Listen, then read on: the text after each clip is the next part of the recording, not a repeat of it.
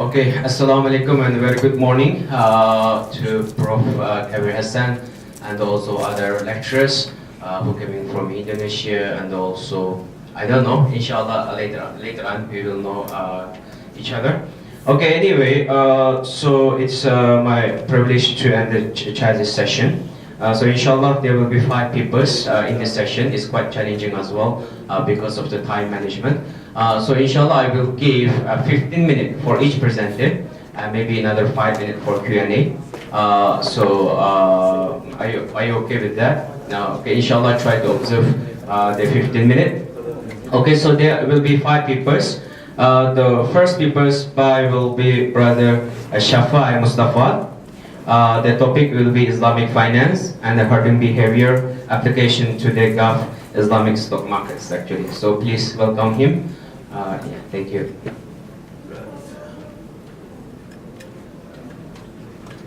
My presentation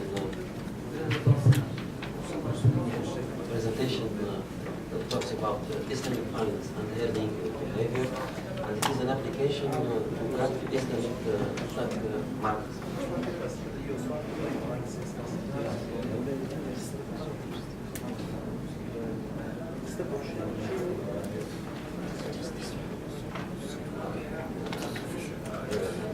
In this work, we asked the following question. The first one is there a herding behavior in Islamic stock market? And we asked this question: herding behavior exists in conventional markets? And the second question is: are ethics and morality respected in Islamic finance? For this, we have to present the herding behavior, and we present the previous empirical studies for the herding behavior, and we have to respond to how to model and test the herding behavior, and at the end we have select some countries from the Arab countries, and we will present our data and describe the statistics and present our results. First, we have to compare conventional markets and Islamic markets. For the conventional markets, operations are based on fully man-made principles. But in the Islamic markets, operations are based on Sharia principles. Second, the conventional markets are based on predetermined rate of interest, and the Islamic markets are based on risk sharing between provider of capital and user of funds. In the conventional markets, we maximize profits without any restriction, but in the Muslim markets, we are maximizing profits by subject to Sharia restrictions. Conventional markets are based on money trading, and Islamic markets are based on commodity trading. This comparison between the conventional and Islamic markets guide us to ask the question: why Islamic finance? The modern Islamic finance is a relatively old and mature industry. Islamic finance industry has now a rapid development and maturation, registering a compounded annual growth rate lying between 15 and 20% last year. It is expected that in 2020, Muslim population represents 25% of the world population, and 20% of them live in the Arab countries. During global financial crisis, conventional system registered huge losses, while Islamic finance was being more resilient. This performance can be relied to the principles of Islam, which are based essentially on ethics and morality. The second question for us: should religion and ethics have any influence on finance? Islamic finance is the most prominent faith financial system in the world today, Islamic finance responds to the beliefs of Muslims, and it is in accordance with their ethical and moral principles.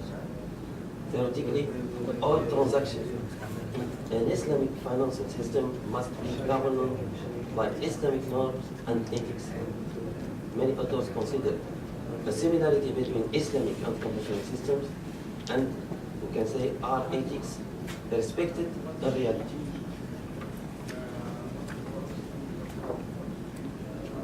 It is possible to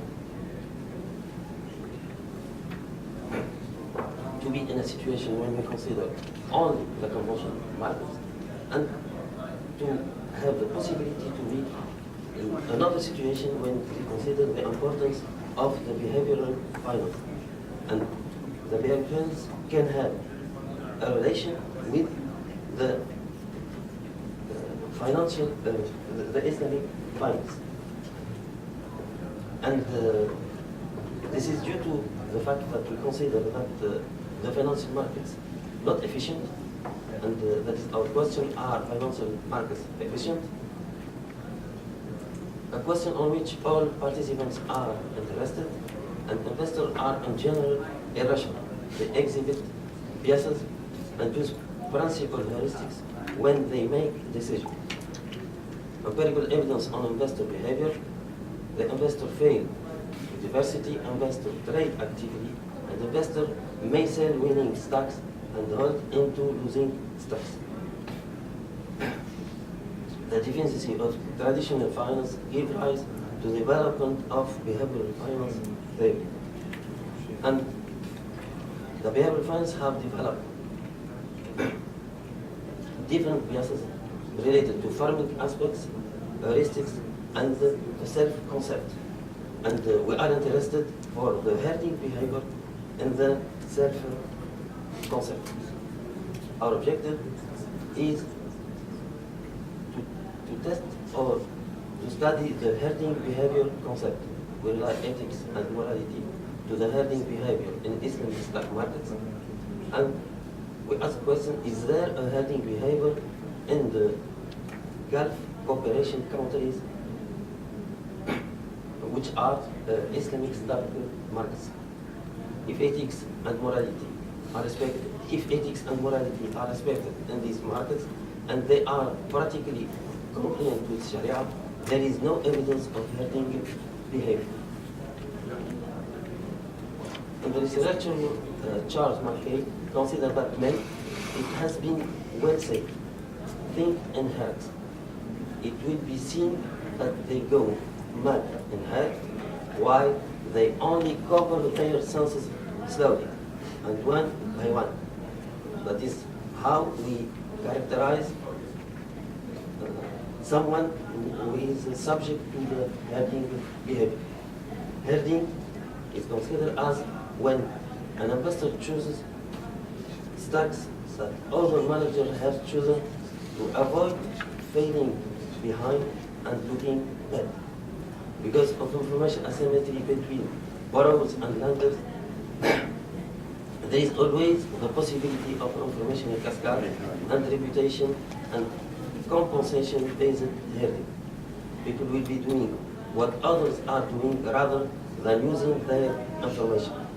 And if that, we consider that the people are considered like people who are subject to herding behavior. The constitutive equilibrium is inefficient if there is the herding behavior. There is actually consider that Chan and Al in 2000 found significant evidence of herding in South Korea and Taiwan. They found partial evidence in Japan and no evidence in the US. Deminer and Quitani in 2006 conclude that investors in Chinese market make investment choice rationally. They found no evidence of herding. Xiang and Zhang, 2010-2011, found evidence of herding behavior in both rising and fading in the falling in the Pacific Basin markets. Mubarak and Mullah in 2013 made a comparative country-wise analysis of herd behavior among European countries. They found significant evidence of herding in both developed and emerging European countries. Now, to measure the herding behavior, we are using the dispersion, which is considered as a suitable measure to detect market-wide herding. And it is used by Christie and Young in 1995, Xiang and then 2010. And to measure dispersion, we use the cross-sectional standard deviation, or and we can also use the cross-sectional absolute deviation. Herding implication, herd behavior is assumed to be more likely to occur during periods of relatively large market movements. The presence of herd behavior implies a non-linear relation between dispersion and market returns. In the first model, we consider that the return of the firm at period T and the LMT, the stock market return. We are estimating for the value of beta 3 when it is negative and statistically significant. We consider that is we have a presence of herding behavior. For the model 2, we are interested for the value beta 3, beta 5, and beta 4, and we take in account the fact that if beta 3 is negative and statistically significant, that is consistent with market-wide herding coming from Islamic markets. For beta 5, we consider if the beta 5 is negative and statistically significant, Islamic stock market has around conventional markets. Because for the beta 5, we consider the return, the return for the conventional market in the same country. For beta 4, when it is positive and statistically significant, dispersion observed and local conventional return influence Islamic stock market. The model 3, which is similar to model 2, and in which we consider the influence of international Islamic stock market, Dow Jones Islamic stock market, rather than local conventional market. And for this, we are interested with the value of beta 4, and then the dispersion observed in international Islamic return influence Islamic market. We consider also the model 4, 5, and 6, which are extension of the model 1, 2, and 3. And we consider the evidence of asymmetry information as the market conditions differ from one situation to another, up market periods and down market periods. We introduce in models 1, 2, and 3 the variable dt, which is a dummy variable which equals 1 if the market return is negative and 0 otherwise. Testing herding, test evidence of herding behavior during up market periods and down market periods. For example, the model 4, in which we are interested for the value beta 3 and beta 4, and when beta 3 is negative and statistically significant, that is consistent with herding behavior during down market period. And for beta 4, we have a herding behavior during the up market period. In the model 7, we consider the Markov switching process to introduce asymmetry state as a binary variable that indicates the state of the stock market, and beta E negative and statistically significant, that is consistent with market-wide herding. And when we have equality of the beta, there is no asymmetry in herding behavior. To test and to use these models, we have considered Bahrain, Kuwait, Qatar, Saudi Arabia, and United Arab Emirates for the period of 2006 to 2016 with monthly data, and we have used Islamic and conventional stock, and this is for these selected countries, and the Islamic Dow Jones Index. The statistics that we have used, and for our results, we can remark that for the herding or the mimetic behavior estimation for Bahrain, we consider that for this country there is absence of market-wide herding. And for Kuwait, we have a market had around local conventional market of then there is a herding behavior between the Islamic index and the conventional market in Kuwait. For the table 4, we consider that the mimetic herding behavior estimation for Kuwait indicate that we have a presence of asymmetry between up market and down market periods. For the table 4, for mimetic herding behavior estimation for the Emirate Arab, we have an absence of asymmetry between up market and down market periods. In this table, we remark that we have insignificant herding behavior for all the Arab Gulf countries.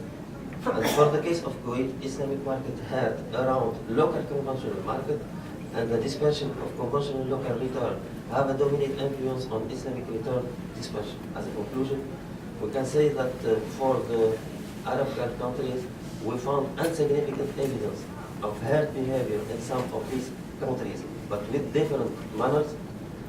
The main result concern Kuwait and Emirates, where we find that Islamic stock market herd with the local conventional stock market.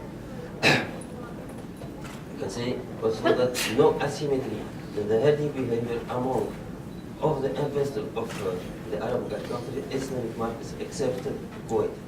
Islamic Saudi market wide herding behavior is influenced by international Islamic Dow Jones return.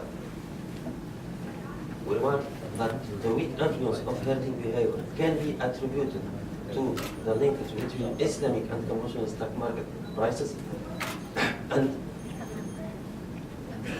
taking in account these results, we can ask the following question: what happens if we change the frequency of the data from monthly to daily?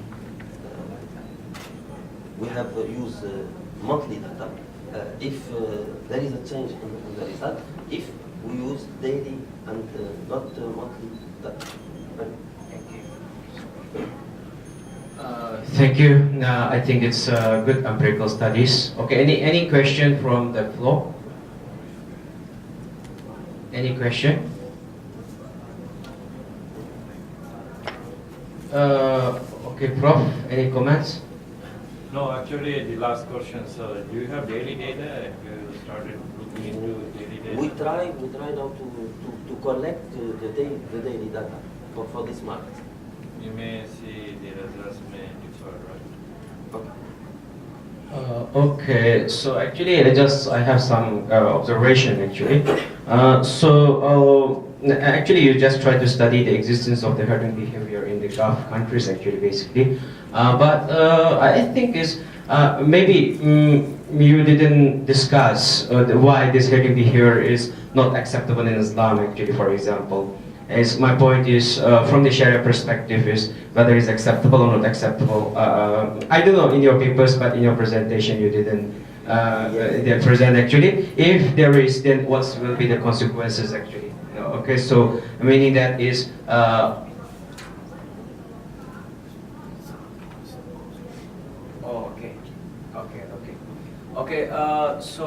My point is here: if there is herding behavior, then what will be the social implication, what the harm for the society, and so on and so. If you include that part, will be the comprehensive and everything actually.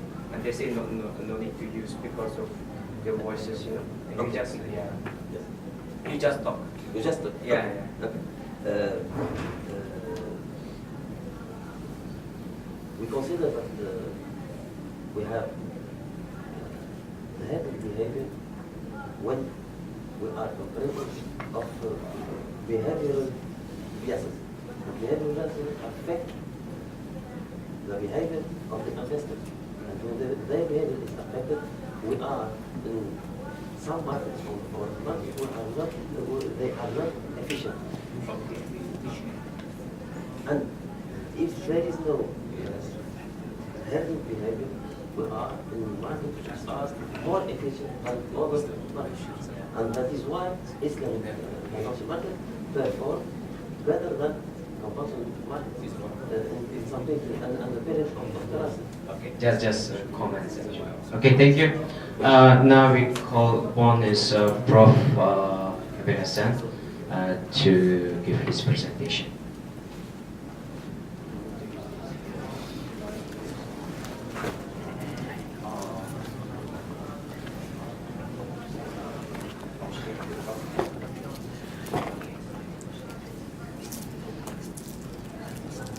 You don't have a pointer?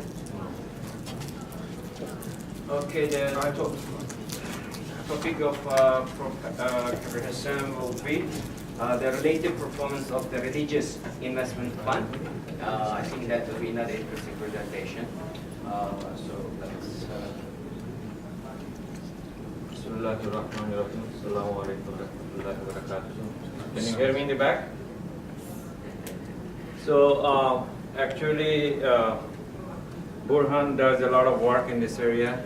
So there has been a growth industry. Like yesterday, Ahmed was complaining efficiency studies on mutual fund performance. So it's another mutual fund performance, but I take a slightly different take on it. Mutual fund, when we talk about basically Islamic, and then you compare with conventional space or socially responsible investing, I try to bring a sort of different variation to a Christian mutual fund. When I come from the United States, so there are, it's a big country, a lot of funds have been formed on the basis of the Christian principle. In many ways, you'll find that there is a similarities between, because it's monotheistic religion, Christianity, Islam, Judaism. But I will show you through my work that Islamic mutual fund, even though it's a Christian one, one of the critical difference between these two funds, the prohibition of riba, the prohibition of riba, even though in the text, but Islamic, sorry, Christian tradition do not follow it because of the church doctrine and so on. So what we try to do, you know, is the entire literature, and many people can shoot us down right there. Because when we talk about socially responsible Islamic or Christian, we are sort of constraining the investment opportunity set. So we do not take everything that is possible. So the literature constrained investment assets has been very minimal. No definite consisting evidence regarding the performance constrained assets has been reported. You know, I mean, depending on the technique, you can, yeah, but it is to be connected, right? My friend? It should be connected. No? It's okay, Prof.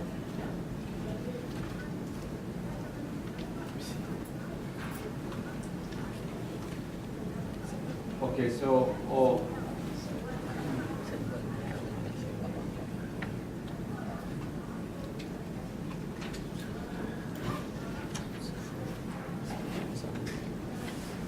No, but it has to be, the stick has to be here. There is some stick. Okay. What we do, we use public data from 2005 to 15. We analyze returns from 165 Christian mutual funds. And we also have a variation. Out of this 165, 19 are Catholics, 99 are Protestant, and 47 are Lutherans. So these are the three major religious blocs in the United States.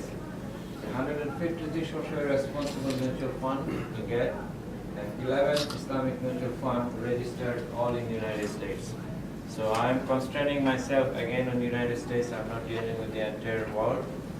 Now the S&P 500 is used for comparison because I live within the United States constraint. Okay. Now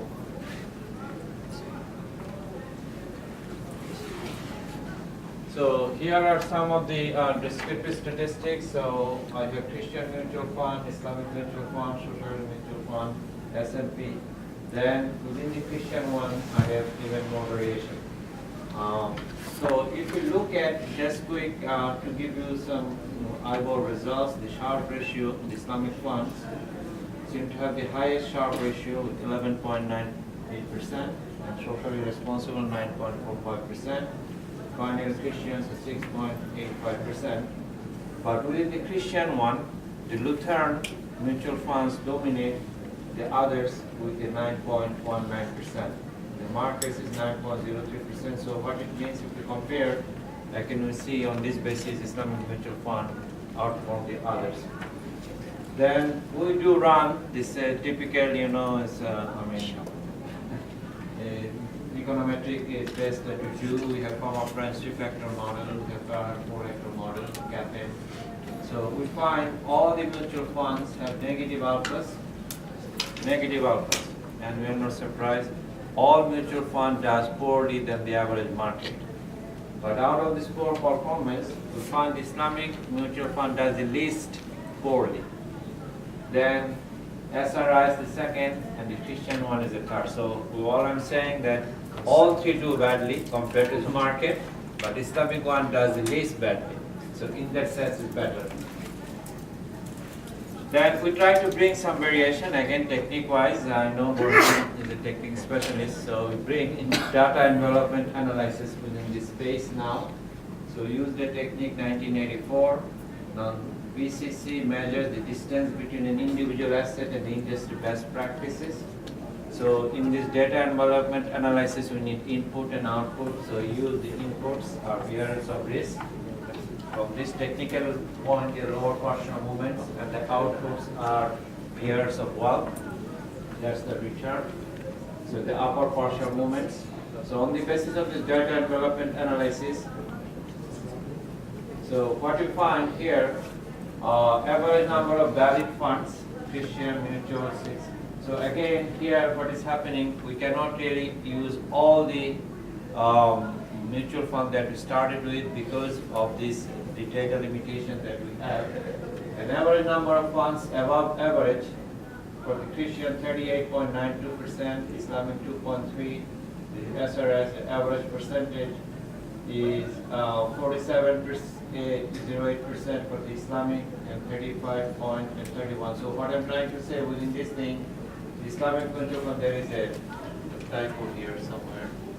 So if you look at the percentage, again, the Islamic mutual funds dominates the socially responsible fund, and then which dominates the Christian fund. Within the Christian ones, the best performers are Catholics one, and then Protestant, and finally the Lutherans one. So prior results are confirmed again. Islamic funds seem to be the most efficient funds.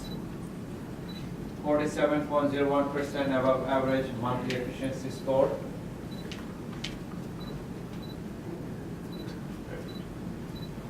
Second place goes to SRF funds, about 36% above average, and the Christian funds rank last, about 31%. The subgroups, Catholics, as I said, 37, followed by 32 for Protestant, and the Lutherans are the least performing. Now, then we move to the next phase. We findings based on panel data. We are saying if funds are indeed different, random effect is expected the best model. So we sort of run statistical technique which panel model we should use, and we find that the best model to use is random effect, because F test for fixed effect is rejected for all models. F is never significant regardless of the model. So finding based on panel data, we find that we estimate the individual fund performance, the results continue to remain consistent with the prior results. All results again underperform, but Islamic funds underperform the least in comparison. So these are our results. Again, we have the capital asset pricing model, simple one, the 3-factor model, and the 4-factor model. and we have Christian, socially responsible, Islamic, and within the Christians we have variation. Now then we bring the story again, when you write paper, some reviewers say, what is the financial crisis does? So we bring the story of financial crisis again, find during the financial crisis, the Sharpe ratio shows the lowest loss, got negative 46%, then SRI is 48.3%, and the Christian one is the highest loss, about 52%. Within the group, ranking goes Catholic does less poorly than Lutheran, the Protestant. Since the crisis, the social responsible investment outperformed the Islamic one, 30 to 27, which outperformed the Christian ones. So, looking at the DEA method, our results are confirmed. Again, we look at the same thing using the DEA. We say that this is one of our innovation here because I haven't seen many papers using DEA. So Islamic funds seem to be the best during the 2007, average about 60%, followed by socially responsible and followed by the Christian ones. After 2009, socially responsible investing in Christian funds seems to be gathering momentum in comparison to Islamic funds. So during crisis, everybody does poorly. After the crisis, the results that we expect. Finally, conclusions. Though the literature agrees on the power of diversification, lately for individual reasons, faith or otherwise, agents have been turning to restricted forms of investing. The reason I'm using the restricted again, some people when you send to paper, they have allergy to any sort of religion, okay? But religion plays a role in our life whether like it or not, so that's the reason I need to change the title. Presented by a surge of the number of investment funds catering to religious or other ethical preference. All of the literature looked at the performance of individual constrained funds, necessarily compares them to each other. So we try to do, again, nobody is not a totally true statement they do, but we are bringing the Christian ones as a new way of comparison of this mutual fund. We understand and just react to the individual personal constraint, but given an inevitable cross-listing of mutual fund, SRI and Islamic funds may actually be investing on the same companies. I mean, if you look at, except this moral filter, there are two filters we're talking about, they are looking at basically the same set of funds. We suggest that perhaps investors should broaden their asset universe to include other equally constrained funds. So it probably will not hurt if we bring, the principle, mutual funds based on other religious faith. Again, here I'm talking about the three faiths which is a common, origin, and they have a lot of commonalities. And aside from the riba issue, there are a lot of similarities with SRIs, Christians, and so on. So in order to bring, have an optimal portfolio selection, we need to consider other socially responsible funds. We are supporting evidence that Islamic funds outperform the established constrained funds. Christianity-dominated funds have the highest underperformance. The individual Christian sects have been changing rankings depending on the model employed, and the socially responsible investment is right in the middle. So Islamic, socially responsible investment, and the Christian ones. But the Islamic and the socially responsible basically come from the same set of constrained set of assets, and the Christian ones you probably will find also very similarity of the assets that it's coming from. That's all, my friend. Thank you very much.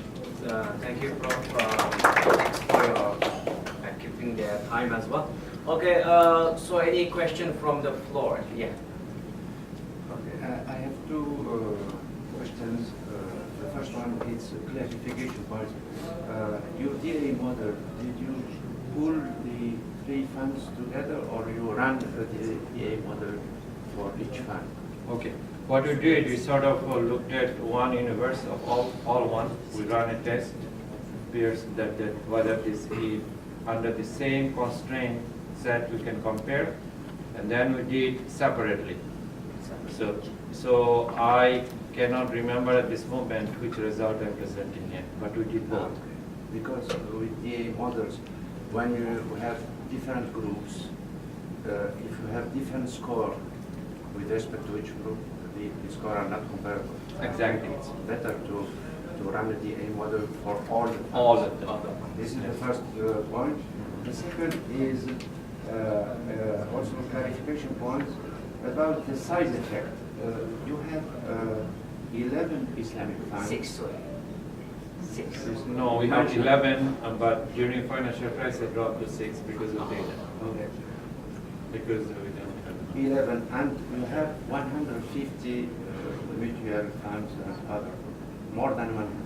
So maybe your results is linked to the size effect. Maybe, I don't know, maybe Islamic funds don't have the similar size with the other funds. So it should be interesting to look, to compare these funds with comparable size. Just you select the Islamic funds with the level size with the other funds. Actually, clarification, actually we did that. When we selected with these mutual, the Christian ones, we have constraint. We have brought everything we could find. But with this socially SRF fund, we try to match them, size matched. So in the picture, there are thousands of, socially responsible, not many, but out of these things, we try to match it as much as we can to the, fund objective and all these things. Fund objective is pretty much the same, but with this size, we try to match it as much as we can. Now I remember about the first thing. No, actually we did the constraint one. I'm talking about the DA, we did it for entire asset base, otherwise the comparison is invalid as you said. But there are also way of doing this, because when I started doing this many years ago, that you can run a test really, that whether you should be using a big set, taking all the assets under consideration, or you should be doing it separately. But it does not answer the question that the comparison, that whether I should be using a set that is relevant to the set it should be compared with.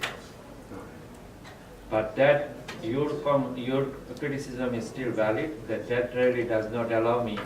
So let's say if I take a set for this Christian mutual fund that is only valid with only the Christian mutual fund, I cannot really make any statement about its performance vis-a-vis Islamic one. But in this one I do remember that yes, we did the entire set, but there was another context I did many years ago paper, which I had to do this test and I had to run a set differently than the one. That was on the reverse comment. But the context I don't know. Okay? Thank you. What's your interpretation of social responsible fund, Christian fund, and Islamic fund underperforming with regard to the market index? Well, first of all, just theory, simple math will tell you, because your set is constrained, so you will less opportunity to diversify, so that's coming from straight from value neutral. You don't actually have a well-diversified portfolio in the first two cases. Yeah. The second one is like my faith, I cannot really prove it, it's my intuition, that the riba is really the root of all problems. So one of the basic difference between Christian mutual fund and the SRS is the riba question. And that probably, in the long run, that's my part of it, I cannot prove it. It's my intuition. That probably is driving the result, but I cannot show it here. Okay, thank you, Prof. So because of the time constraint, thanks Prof. Kabir. Now is we call upon Brother Trisiladi from Indonesia to present and his paper.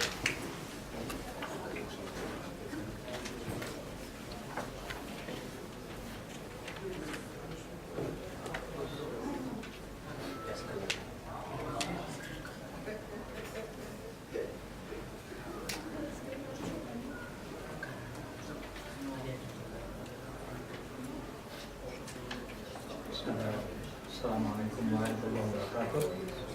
My name is Trisiladi. I'm from Indonesia, University.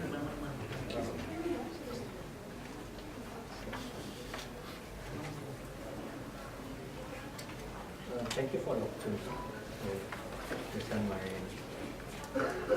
research. The title of my research is about the rate of profit as a pricing benchmark in Islamic banking to create financial stability. As you know that the Islamic banking prohibit interest rates. So in the application side, sometimes Islamic banking is facing a benchmark problem because there is no benchmark that currently now replace the interest rate concept, especially like in Murabaha and in product, Jara. So as a result, the entire question of riba in Islamic finance, like the 4 types of interest rates, like simple interest, fixed interest, farm interest, are all applied in Islamic banking. Even nowadays in Islamic banking in around the world still using LIBOR, one interbank operate as a benchmark, especially in the IJAR contract. And in Indonesia, the Islamic bank use the central bank certificate benchmark SBI plus 5% in their financing price. So the concept to replace the interest rate is very important because it plays a very central role in assessing the price of any financial assets.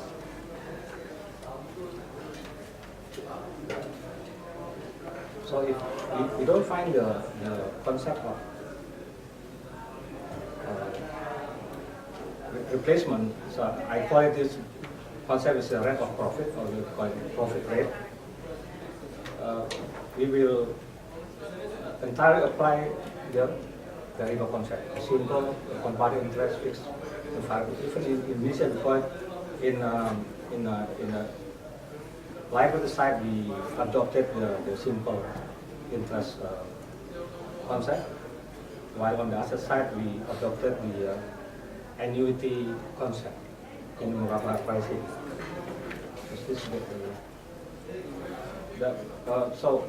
But the main problem is about the concept is how the concept is in line with the maqasid of Sharia, the purpose of the Sharia. This is the quantitative side of this research, which is we call it to create just distribution of income and wealth as the purpose of the maqasid Sharia. Because if we see in the practice, the pricing of the product in Islamic banking, especially in Indonesia, is still higher than the conventional price. It means more exploitative than the conventional side. And also we have a stability issues here. So the study aims to find the concept of profit from Islamic bank that can create economic justice and stability in Islamic financial market. It means in banking and capital market, right? By looking at its current practice. To determine the role of the rate of profit as the basis of sharing system implemented in the Islamic financial system, you can see the connection of the rate of profit in the creating financial stability, especially in the asset liability management of financial institution, the Islamic banking, or we call it in conventional banking is net interest income, but in Islamic banking we call it usually net margin or net profit margin. Or we can see the stability from the other side. You can see from the role of the rate of profit in the stability of the financial asset value that are measured from the Islamic financial asset price volatility in financial market. So the key measurement in the result is first the aim of the concept. Of course, the maqasid Sharia, which is the equal and stable distribution of income and wealth. From the macro side, we can measure the concept by the stability of the Islamic financial market as measured by stable net income of banking system and as a value of Islamic financial product. The definition of rate of profit in Islamic banking from the medical side also can be seen from the not exploitative and not volatile price according to its economic value. So,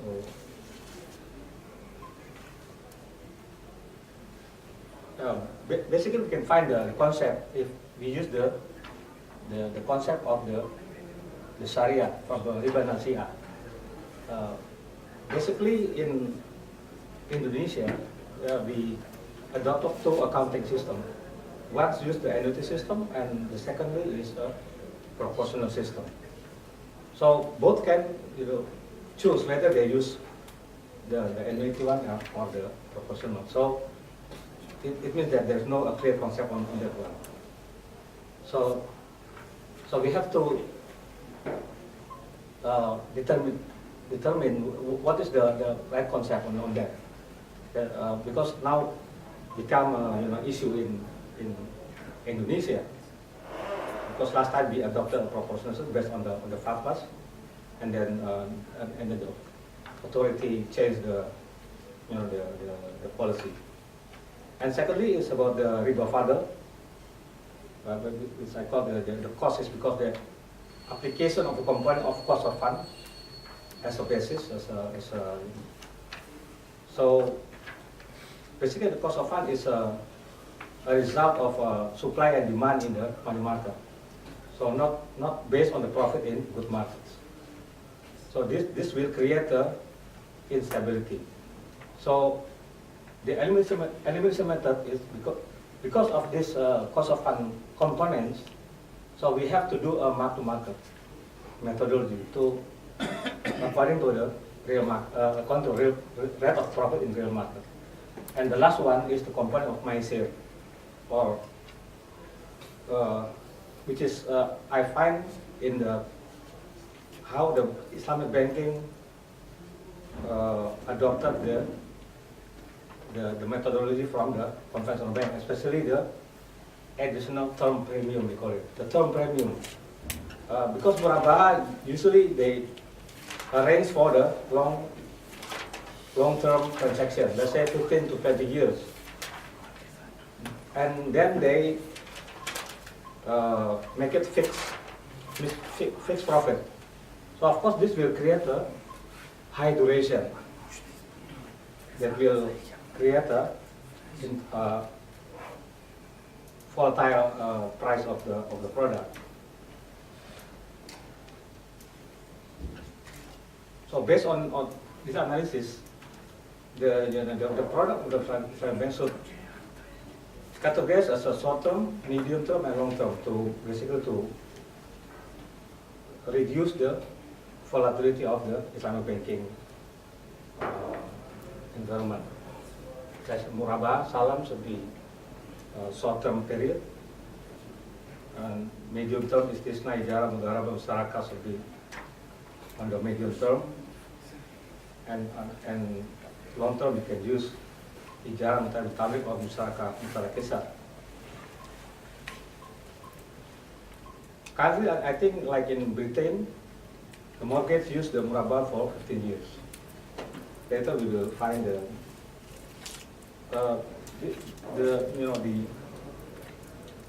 research is very important because there's a debate among Islamic economic thinkers on the importance of the rate of profit. As you know that Muhammad Taqi Usmani agreed to use the LIBOR as a benchmark in Islamic product. It's not making the transaction as haram.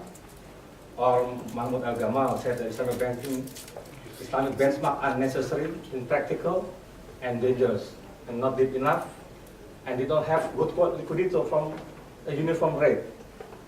Or Hassan Zamik Ban Abbas Mirapur, benchmark can be determined in money and capital market indicator.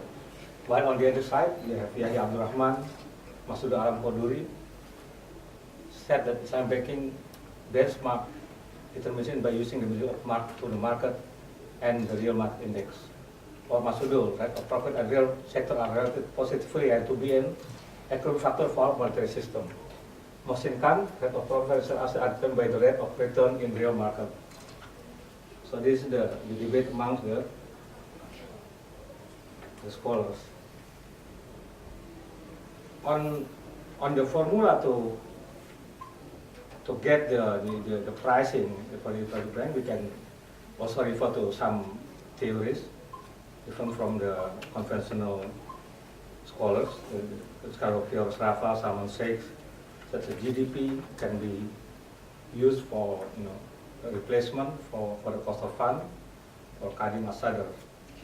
So basically, I can conclude that the asset pricing in Islamic finance will exclude risk premium that is usually used in conventional. And also it will eliminate the term premium rate, term premium. So excluding risk and term premium.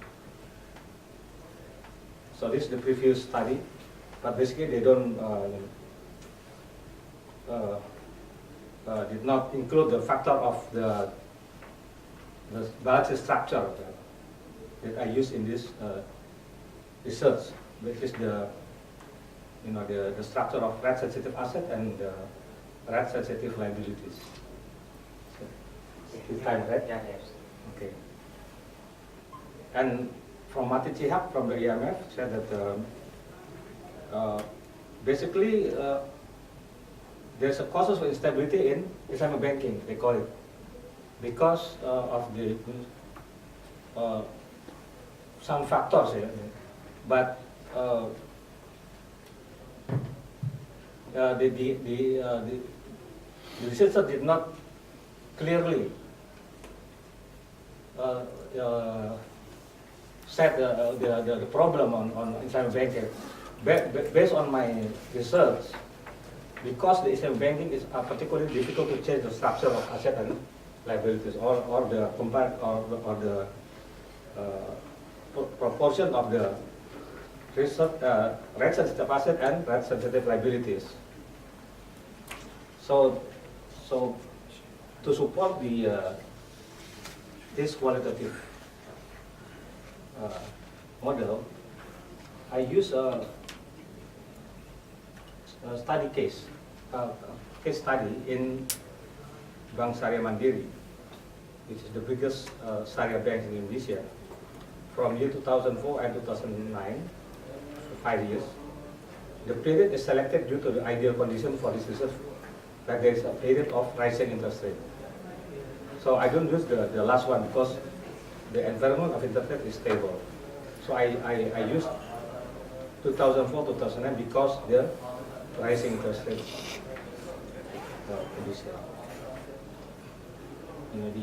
the assumption is that the interest rate will affect the bank that have the negative gap. Like Islamic banking. Islamic banking has a negative gap because the asset side majority is murabaha.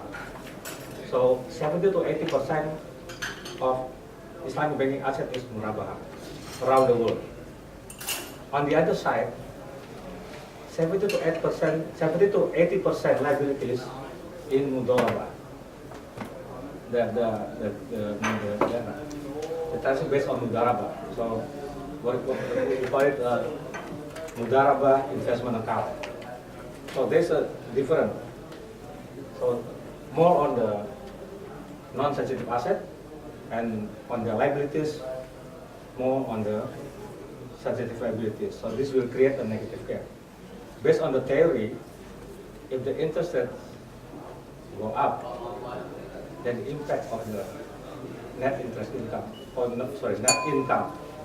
net income of the Islamic bank will be down. Okay. So 2 minutes. So based on my research, it is I can say that yes, that the interest rate basically affected the net income of the Islamic banking. So based on this, this is the research. So based on this,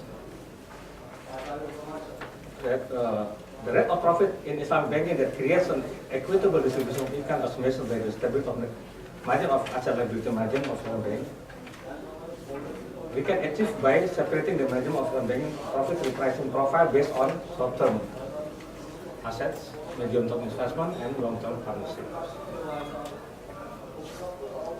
If the asset liability management in Islamic banking follows the concept of Islamic rate of profit, the net duration of Islamic banking balance sheet will be close to zero or risk neutral, so that it will be immune to change in market variables such as interest rates. Secondly, the rate of profit creates an equitable distribution of wealth in Islamic capital market, can be seen from the quality of financial such Sharia Islamic bonds. This is more stable when using the concept in accordance with the Islamic principles. From the economic analysis, we can see the main factor is component of risk premium being added in the pricing structure of Islamic financial assets such as Islamic bonds, which is basically the same additional charge on the loan pricing structure for compensation due to the credibility of the borrowers. The risk premium along with the long-term premium structure creates price volatility which comes from high duration factors. With the concept of rate of profit, which is in accordance with Islamic principle, rate of profit will be corresponding to the profit in the real sector and has always adjusted to change in the price in the real market or market, so that the price of the sukuk will be more stable. I think okay. Thank you. So any comments from the floor? Any comment or clarification from the author section? Yeah, thank you, please. Oh, sorry. Actually, it's not a comment. I would like to get your vision on the following point. The share of the Islamic banking or Islamic finance within the world pie is very low. It's very low. It's around 1%, if I'm not mistaken, and the market share of the participation banks in the Turkey is around 5.1%. That implies that the Islamic banks are the price takers rather than price makers, and more or less they need to follow the mainstream industry in pricing their instruments.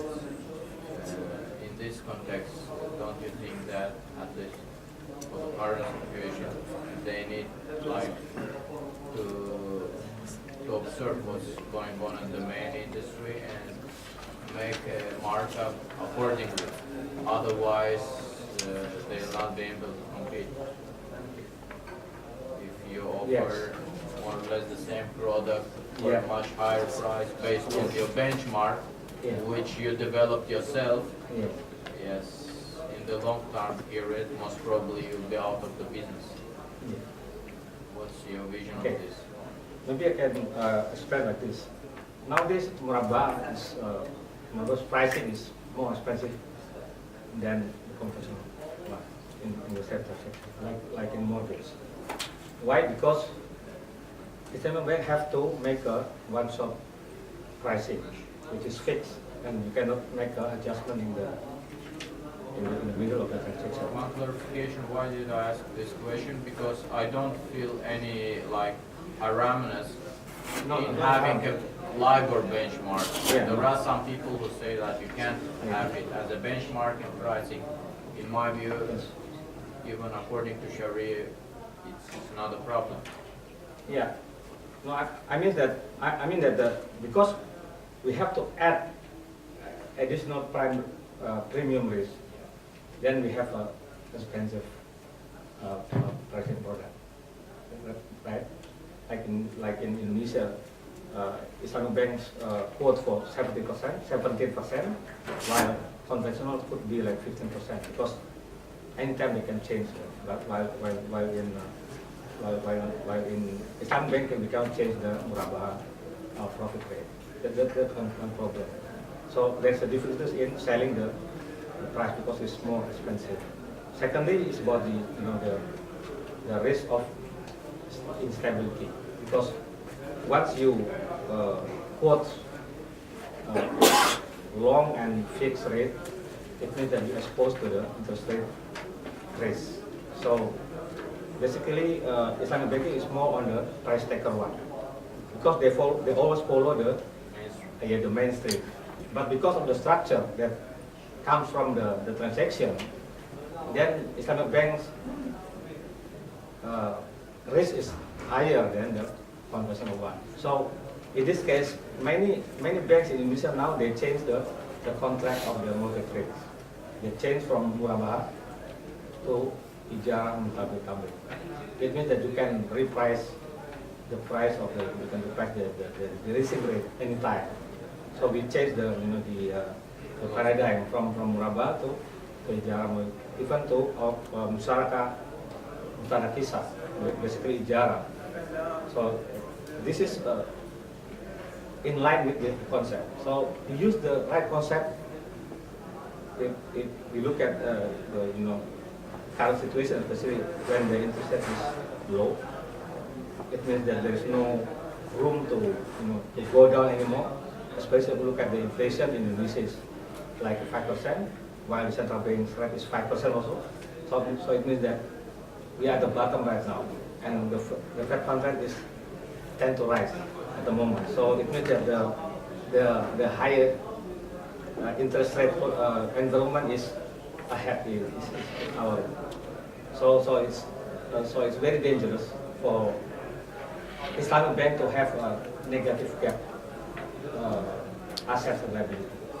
It means that we should produce more and more musyarakah or ijarah assets in our assets. So we should change the gap from negative to positive. So that is the solution at the moment. And we are full aware on this, because now, based on the I think in his article, he already mentioned as well, there is no anonymous agreement among scholars as well whether we can use interest rate as a benchmark. So maybe it's like different angle. Yeah, he put that on the slide. Yeah. Just I'm the Prof on it. Prof, do you have any question? One question? Yeah. Okay, thank you for your presentation. This also theory that says that you measure Islamic benchmark based on the asset value. For example, in the case of house, we use the rental value. Yes. There's a lot of writing done on musyarakah, that use rental value, and also sometimes gold or palm oil. So what do you think? If you measure on the real asset, you reflect the real value without the interest? Yes, I think I explained earlier that the profit in the Islamic bank should refer to the profit in the goods market. It means that like in the mortgage rate, you should rely on the rent cost. But the problem is we don't have to follow the conventional methodology, which is they can use let's say fixed and long term rate. Right? When we issue a sukuk, let's say, when the rate is at the bottom side, usually the bank will create a fixed and long-term rate, right? So in this case, the fixed and long-term rate usually will refer to the conventional benchmark, because we don't have the yield curve of the benchmark. That's why we will follow usually. Then we refer back to the conventional. So that we don't have the benchmark itself. So that is the problem. Okay, thank you. Okay. Thank you, Prof. So we have two more presentations. No, we have two more presentations, not finished yet. So we call the next presenter, thank you, Abdu Seid Ali. The presentation topic will be Islamic banking and the finance in Sub-Saharan Africa, recent development and existing challenges.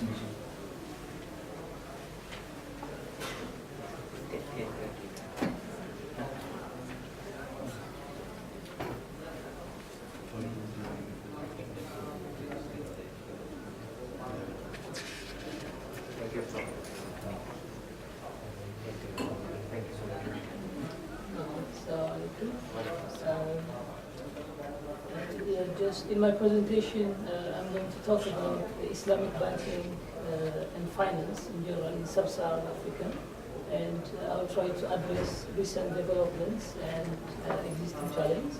So my name is Abdu. I study at Marmara University in Turkey. As you see here in the map, the Sub-Saharan African countries are more of just above the Sahara Desert, and they are mostly known by their developed, especially fast-growing economies. And some studies, shows that the Northern Sudan is also included, but the UN doesn't include in Sub-Saharan Africa. And also, because of this, I couldn't include the Islamic finance and banking developments in Sudan, because Sudan is relatively developed in terms of Islamic finance and banking as compared to other African countries. So in general, as we know, the financial sector plays an ever-increasing role for the development of a country or a region.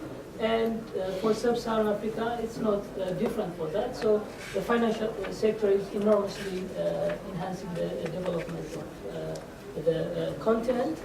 And some of the good news are like the financial liberalization in some countries, and the government is just refraining from allocating the credit, and some technologically acceptable or expansion of banking activities and financial products, and other technologies, especially mobile technologies, mobile banking technologies are the good news. But still, the Sub-Saharan African countries in general, the banking sector, I'm talking about the banking sector, underdeveloped financial system is already known, and limited competition between the banks, and the size of banks still are very small, and inefficient financial intermediation are some of the challenges. So when we come to the Islamic banking in Africa, in Sub-Saharan Africa, of course, I'm referring to that. Although Islamic banking and finance is developed in Gulf and Southeast Asian countries, when we see the Islamic banking in Sub-Saharan Africa, due to their limitation and the newness of the industry, little has been studied about its development. Even though it's not recent, there are about 38 Islamic finance institutes in Africa in general, and 21 of them are in North Africa, Mauritius and Sudan, and 17 of them are Sub-Saharan Africa. This is just according to the IMF study. So these countries are having Islamic banking activities more or less. Just it depends. It differs from country to country. Some countries have somehow good activities, and some of them are just new starters. And also there is also a bright future or scope of development in Zambia, Uganda, Malawi, Ghana, and Ethiopia. Most of them are just in window Islamic banking forum. And according to the IMF study, the Sub-Saharan African, especially these four countries are becoming or are supposed to be the hub for Islamic finance, Islamic banking and finance. South Africa, as you know, South Africa is one of the giant economy in Africa.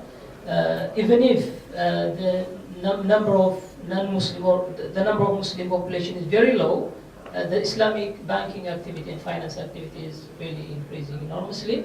In Nigeria is also one of the giant African economy. But even if Nigeria is considered one of the giant economy in Africa, and also half of the population, almost half of the population is Muslim, it's not as expected, just as compared to the potential and the number of population. And when we see the Kenya is supposed to be the engine of Islamic banking, especially in East Africa, because the conventional banking itself is developed in Kenya. And Mauritius, one of the Indian Ocean islands.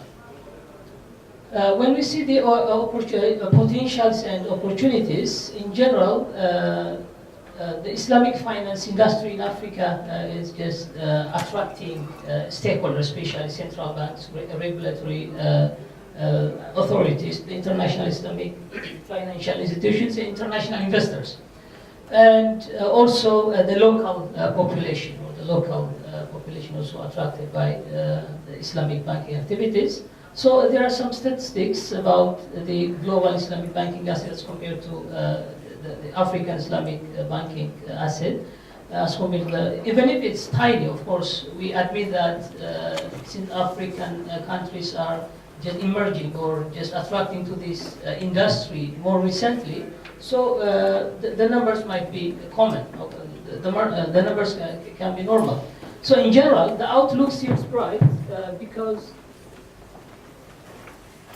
the African governments are making some necessary regulatory change, special regulatory policy framework. Because without regulatory and policy framework, it's impossible to undertake just any activity, especially in the finance and banking industry.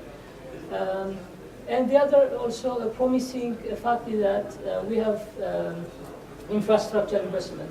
As you know, Africa is developing and it's the fastest growing this continent. So in order to boost the infrastructural development, finance is the most important thing here. So in order to raise finance, Islamic finance can be a better choice. Together with, of course, with the conventional one. And some governments, like for countries' capital expenditure for huge projects, for government expenditures, Islamic finance also plays a very important role. In general, just the other advantage might be also the population. Of course, African population is increasing from time to time, and there is also an estimation that in 2030, the 380 million Muslim population are expected in this time. So the number of population may be an advantage, an opportunity for because most of in Africa. Almost half of the population is unbanked, or banking is expected to be just distributed or implemented for the rest of the population. And together with this 386 million, of course, in 2030, the unbanked population, or most of the Muslim population, will just choose or attract the Islamic finance. The other is, of course, we have some problems here. Macroeconomic and different social problems, but the mounting-middle class mingled with young population is also one of the chance for Islamic finance to enlarge its service.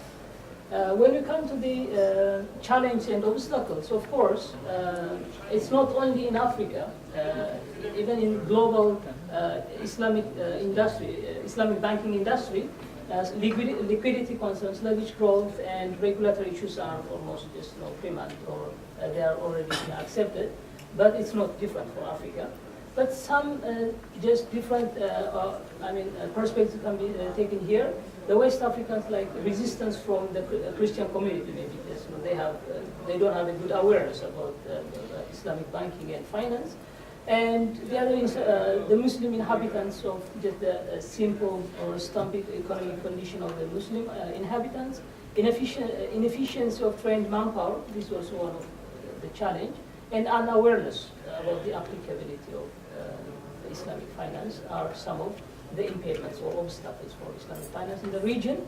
And still, it's starting to grow. Of course, this industry is new, as I tried to mention before.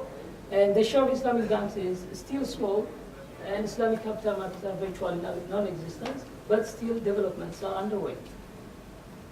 According to reports, we have also the sukuk, of course, the second part of sukuk. Even if the African share is very low, just the sukuk is just experiencing growth. And Seychelles and Ghana are currently the pioneers of sukuk, and Gambia and Sudan, even if with small scale, they have also issued sukuk. So when we see the recent sukuk issuance in Sub-Saharan Africa, in 2013 we see Nigeria, just I think the state of, I don't remember exactly the state, of course it's a government body issued for in order to finance various infrastructure activities. And the Senegal 2014 and South Africa, just as I have told before, even if it's a non-Muslim country, they just understood the benefit of issuing sukuk for financing, and also Ivory Coast recently. Yeah, of course, the Islamic banking, when it comes to the issuance of sukuk, the same challenge, okay, the challenge with the Islamic banking is also applied for the challenge for sukuk. So there are, in general, we can divide into economic and financial challenge and legal and regulatory challenge. So in general, we have the structural features or structural problems and inadequate past performance figures. As well as we have also illiquid market, of course, since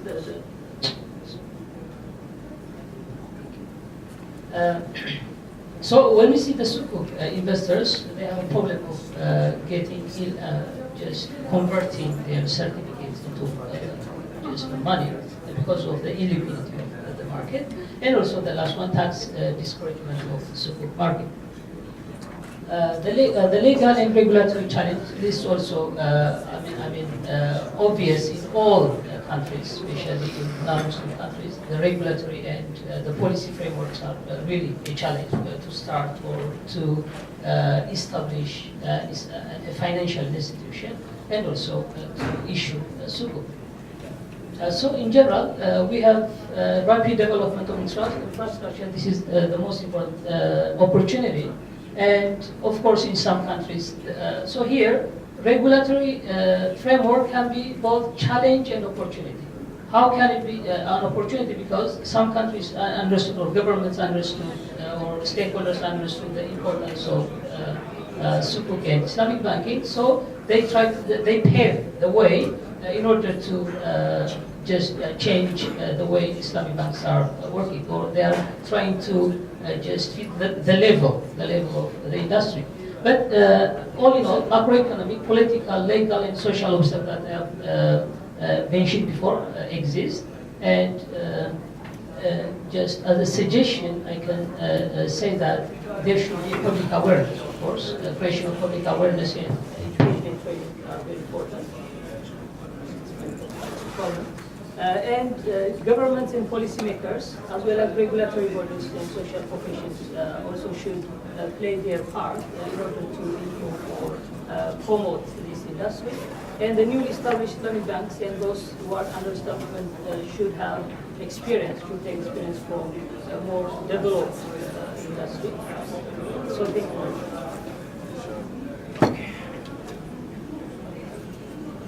Okay, thank you, Brother Abdu Seid. Any, yes, Prof? Okay, thank you for your presentation. I think what you're looking is only on Islamic banking, but you are in Africa. I think they are actually looking for poverty, issuing. They have a lot of issue of poverty, and I think the model that would be more appropriate is looking at, for example, microfinance.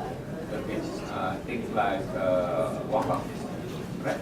So I think your paper can be further improved. We look at Islamic finance, don't only focus on banking, but in the end, you will still end up with sukuk and all that problem, right? So maybe in your future, you should also look into that aspect of it. Thank you very much. But first, as I have told before, most of the countries are, the majority of the population are non-Muslim, so they don't know about what is for microfinance, because microfinance is mostly conventional, one based on interest. So they need to know, they should have an awareness about Islamic banking, like the issuance of sukuk and so on. And your comment is more acceptable. Thank you very much. Okay, thank you.